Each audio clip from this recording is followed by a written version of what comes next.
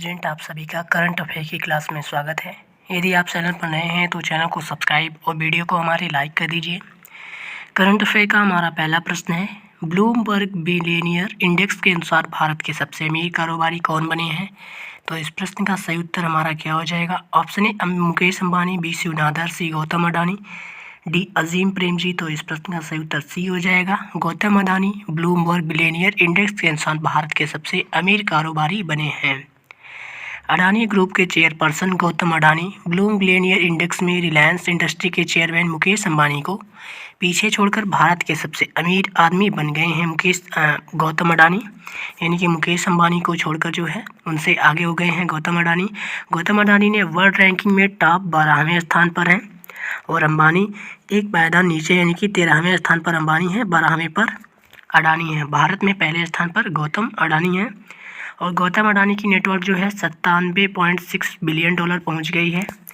बात करें अंबानी की तो वहीं पर 97 बिलियन डॉलर उनकी है और अडानी की 97.6 billion dollar.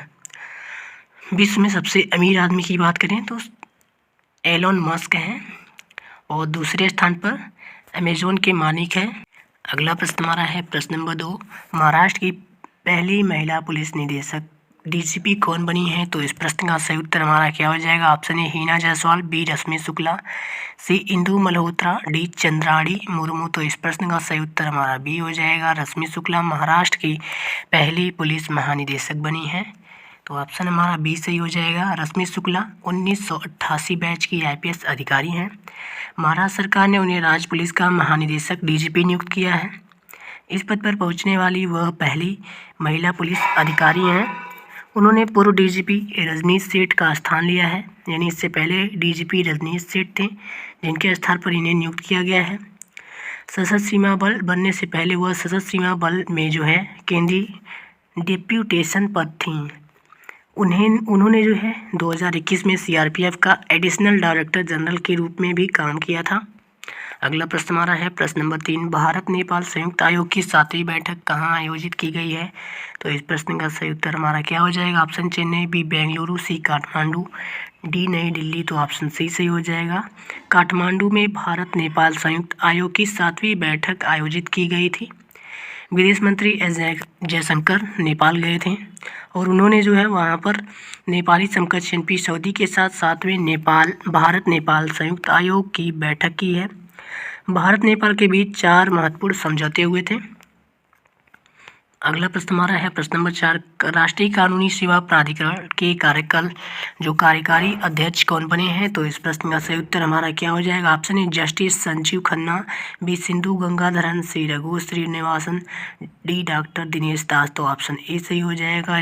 Justice Sanjiv Khanna जो है राष्ट्रीय कानून सेवा प्राधिकरण के कार्यकारी अध्यक्ष बने हैं। राष्ट्रपति द्रौपदी मुर्मू ने राष्ट्रीय कानूनी सेवा प्राधिकरण के कार्यकारी अध्यक्ष के रूप में जस्टिस संजीव खन्ना को नियुक्त किया है। उन्होंने जस्टिस एस.के. कौल का स्थान लिया है, यानी कि नलसा के कार्यकारी के महत्वपूर्ण पद पर सुप्रीम कोर्ट के दूसरे सीनियर जज को नियुक्त करने की परंपरा है। प्रश्न नंबर 5, राजस्थान ऊर्जा विकास और आईडी सर्विसेज लिमिटेड को किस जल विद्युत परियोजना से बिजली प्राप्त होगी? तो इस प्रश्न का सही उत्तर हमारा क्या हो जाएगा? Option A Ratle B Koyna, C Sharavathi, D Sardar Sarovar. तो ऑप्शन ए सही हो जाएगा। रतले से जो है राजस्थान ऊर्जा विकास और आईटी सर्विसेज को जो है विद्युत प्राप्त होगी। जम्मू कश्मीर की रतले जल विद्युत परियोजना से राजस्थान और विकास आईटी सर्विसेज लिमिटेड ने बिजली खरीदने के लिए समझौता किया है। रतले जल विद्युत परियोजना से 40 वर्षों की अवधि के लिए जो है बिजली प्रदान की जाएगी इनको। और रतले जल विद्युत परियोजना जम्मू कश्मीर के किश्तवाड़ जिले में स्थित है।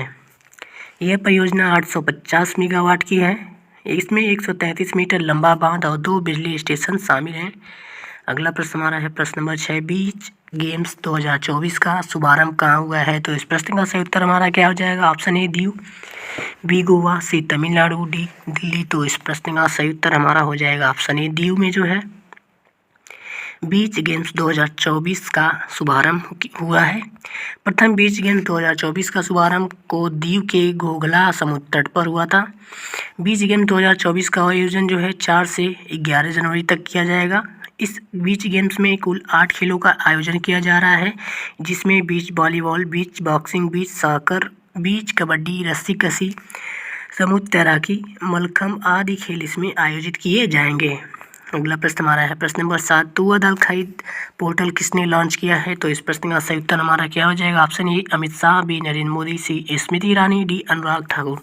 तो ऑप्शन ए सही हो जाएगा। तुअर दाल खरीद पोर्टल जो है अमित शाह जी के द्वारा जो है स्टार्ट किया गया, लॉन्च किया गया है। केंद्रीय गृह मंत्री अमित शाह ने तुअर दाल खरीद पोर्टल लॉन्च किया है। इस पोर्टल की मदद से किसान खुद अपनी दाल ऑनलाइन बेच सकेंगे और भुगतान सीधे उनके खाते में किए जाएंगे।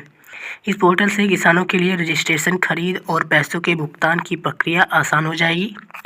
अगला प्रश्न हमारा प्रश्न नंबर 8, युद्ध अनाथों के लिए जो है विश्व दिवस कब मनाया जाता है? तो इस प्रश्न का सही उत्तर हमारा क्या हो जाएगा? ऑप्शन ए 1 जनवरी, बी 4 जनवरी, सी 2 जनवरी, डी 6 जनवरी। तो इस प्रश्न का सही उत्तर हमारा डी सही हो जाएगा। 6 जनवरी को अनाथों के लिए विश्व दिवस मनाया जाता है। प्रतिवर्ष 6 जनवरी को अनाथों के लिए विश्व दिवस मनाया जाता है। वर्ष 1990 में संयुक्त राष्ट्र महासभा द्वारा युद्ध अनाथों के लिए विश्व दिवस की घोषणा की गई थी। यह युद्ध के कारण अनाथ हुए बच्चों के बारे में जागरूकता को बढ़ावा देने के लिए मनाया जाता है।